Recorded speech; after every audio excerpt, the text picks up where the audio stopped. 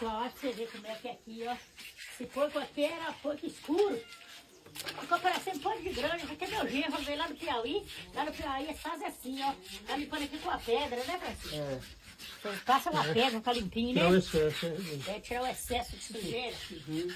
Que beleza. Tá jogando água. Aí sim, vai jogando água, né? E vai limpando. Aí sim, se eu tivesse sempre aqui, sempre que eu matasse o papai, devia arrumar pra mim, ó, mas eu não tenho nascido com a sorte, né?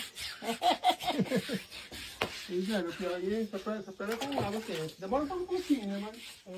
Mas que tem Não, praia. aqui também se pega com água quente, pô, leitor, mas só se põe com grande assim, Mas que tem não praia.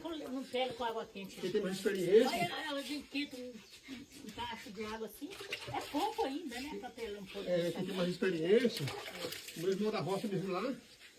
É. Ele mesmo faz isso Mas a mesmo. pessoa aqui não tem consciência pra ver o que você tá fazendo, não. Sei não. Mas é bom assim.